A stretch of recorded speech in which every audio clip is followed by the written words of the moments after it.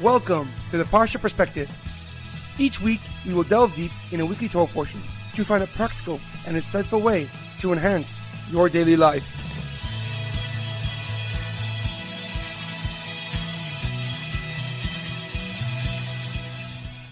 Thank you for tuning in. My name is Rabbi Shalom Yemini, and each week we will look into the weekly Torah portion to find practical and insightful ways to enhance your daily life. This week's Parsha Perspective is in honor of the Refuah Shlema, the complete and speedy recovery of HaRav Amitai ben Shoshanna, Shaul ben Berta, and Lior Gabay ben Michal. This week's Parsha Perspective is in loving memory of Leah Mintche Bas of Yosef, Edward ben Ephraim, Shlema ben Edward, and Yochel ben Neil ben Gedaliah. May their souls be uplifted and may their memories be a blessing. This week's Torah portion is Parsha's Va'era, the fifth dimension. Our Parsha begins with God responding to Moshe Rabbeinu's outcry on why he allowed the situation of the Jewish people to become worse. Before Moshe demanded from Paro that he let the Jewish people free, the Egyptians provided them straw to make cement. But after Moshe approached Paro, the Egyptians no longer provided them with the necessities to make cement, but yet they kept the same number quota of cement blocks that each Jew had to supply. God responded to Moshe by revealing one of his most holy and secretive names, a name that he did not reveal to even our forefathers Abraham, Yitzchak, and Yaakov. And he told Moshe Rabbeinu that he has heard the cries of the Jewish nation and will now punish the Egyptian people for enslaving the Jewish people. The Parsha contains 7 out of the 10 plagues that God struck the Egyptians for enslaving the Jewish people: Dam, Tzfardeya, Kinim, Orev, Dever, Shechin, and Barad. Blood, frogs, lice, wild animals, death of cattle, boils, and fiery hail. The plague cycle lasted 1 month. The plague itself lasted 1 week, but Moshe and Aaron would warn Paro and the Egyptian people about the upcoming plague for 3 weeks. Amazingly, during the plague of fiery hail, Paro told Moshe that I have sinned this time and the Lord is the righteous one. Nevertheless, as soon as Moshe stopped the plague, Paro's conscience disappeared and he refused to set the Jewish people free.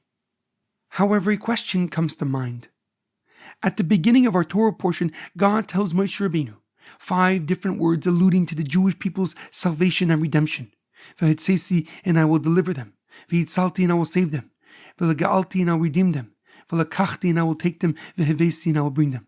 The Talmud Yerushalmi, the Jerusalem Talmud in Pesachim, explains that we drink 4 cups of wine during the Seder evening, corresponding to the first 4 words of salvation and redemption.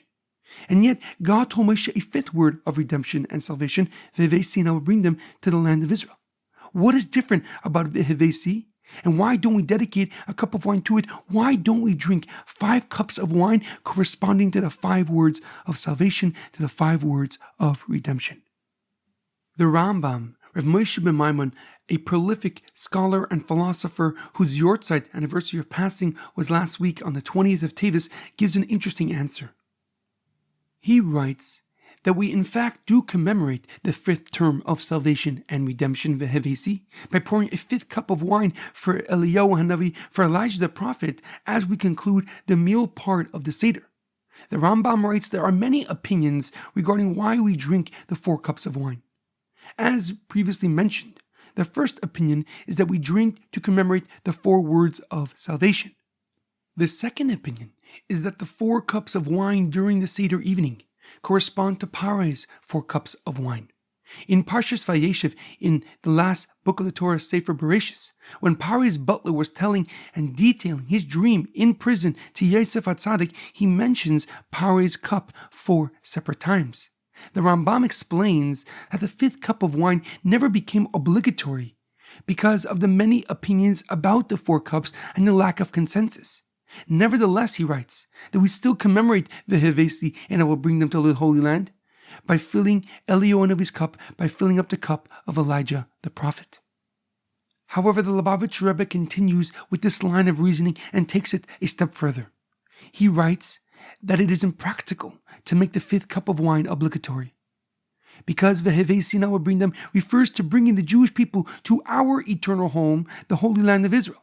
And since Moshe did not merit to enter Israel, V'hevesi, and I will bring them, is hinting to the ultimate redemption when all Jews will be brought to the Promised Land.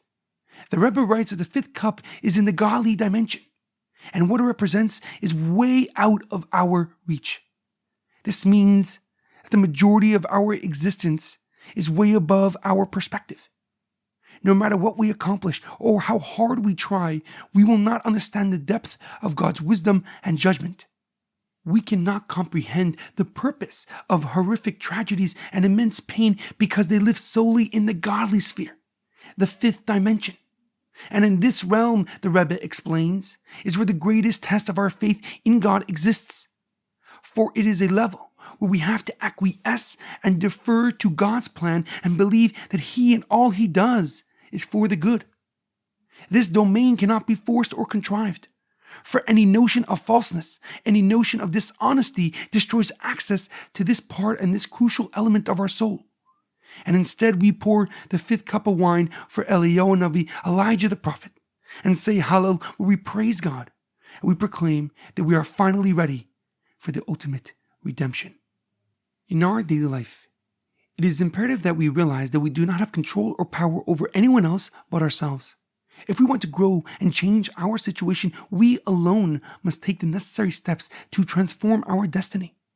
But we must equally recognize and acknowledge the hand of God dictating our every move, leading us just in front of the void, leading us to just in front of the space that we were born to fill, showing us the small part of the infinite possibilities for our fifth dimension, the unique soul of God within us.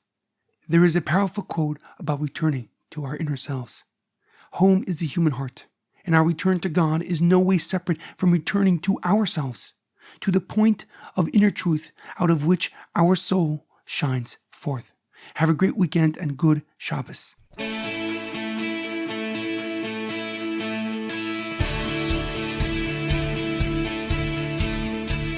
Thank you for tuning in to the Parsha Perspective. Check out our website, theparshaperspective.com.